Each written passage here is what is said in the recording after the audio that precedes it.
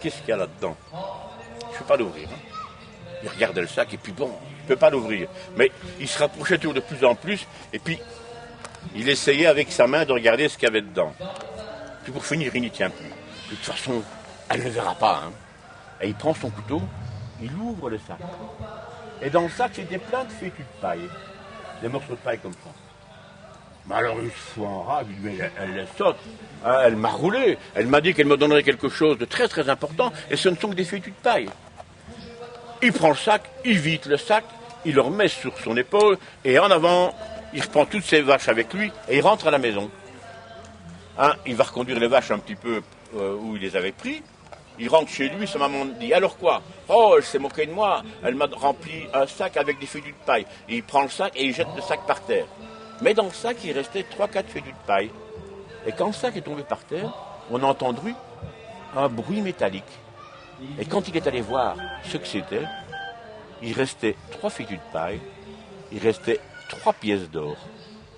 Donc la fée avait voulu lui donner un gros sac rempli d'or, mais comme l'or est très lourd, elle avait transformé ça en fétus de paille. Et il devait seulement l'ouvrir en arrivant à la maison. Vous voyez, quand on n'écoute pas, quand on est trop curieux, voilà ce qui arrive. On a 3 pièces d'or au lieu d'en avoir un grand sac. Voilà, la fin de cette histoire.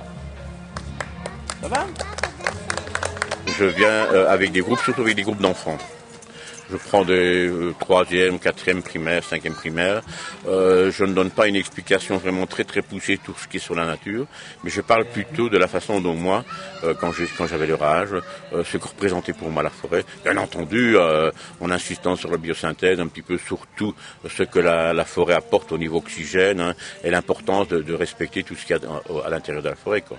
Et je termine par ici avec des légendes, et puis après je vais à côté ou là. Tu vois la façon dont on travaille dans le bois dans le temps, quoi. Il y a dans des écoles, je veux aussi, généralement, ce qui me pose comme question, comment viviez-vous, ce que viviez-vous à l'école quand vous aviez notre âge? Alors bon, j'ai beaucoup de souvenirs. Ça les intrigue, alors tu leur rappelles ça les intrigue, je ton bon vieux temps. Oui, je les rappelle bon temps. Alors je montre des photos où j'étais à l'école en culotte courte et en sabots.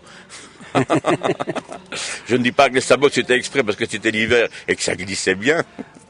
Parce qu'on avait des souliers en cuir, mais aux souliers en cuir, il y avait des clous, et des fers, pour que ça dure le plus longtemps possible, quoi. Donc avec ça, pour aller glisser, c'était pas évident.